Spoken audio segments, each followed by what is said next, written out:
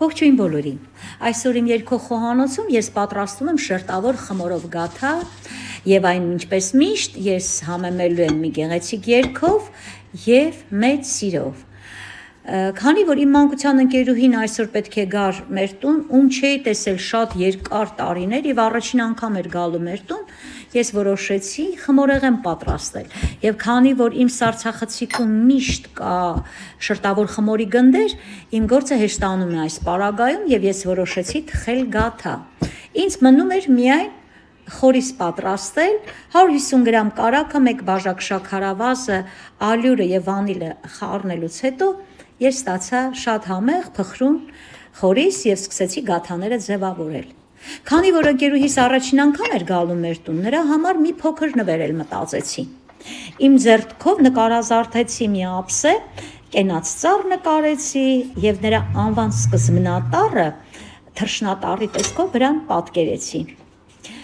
Մինչ գաթան կպատրաստեի, ափսեն դրեցի ջեռոցում թրծվելու։ Այս ընթացքում գաթաները ձևավորեցի և ուղարկեցի ջեռոցը թխելու։ Մինչ ջեռոցում կթխվեր գաթան, անցա իմ ֆիրմային լավաշով եռանկյունիկների պատրաստմանը։ Ես այն պատրաստում եմ ամենատարբեր խճողակներով, ոսպով, տարբեր բանջարներով, հավի մսով, կատնաշոռով, այս անգամ պատրաստեցի պանրով խճողակ, պանիրը քերելուց հետո վրան ավելացրեցի խառը կանաչիներ, կանաչ սոխ, 1 ձու, ինչպես նաև ձվի սպիտակուցը, քանի որ դեղնուցով պատել էի գաթաները։ Ստացվում է շատ արագ, հեշտ և արտակարգ համեղ եռանկյունիկներ։ Այն ես տապակում եմ յուղի կամ ձեթի մեջ կամ դնում եմ եփվելու ջեռոցում։ Իսկ շերտավոր խմորի իմ պատրաստման եղանակը ես կներկայացնեմ առաջիկա վիդեոներից մեկում։ Շնորհակալ եմ ինձ հետևելու համար և խաղաղ ներդաշնակ տրամադրություն եմ մաղթում բոլորին։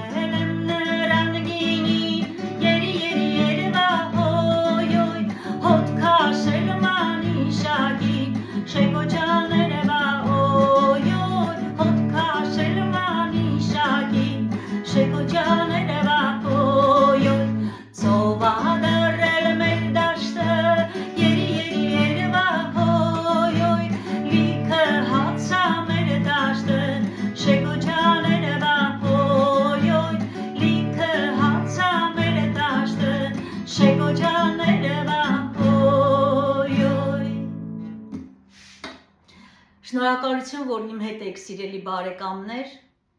սիրենք իրար, պահպանենք մեր արմատները և կհանդիպենք շուտով։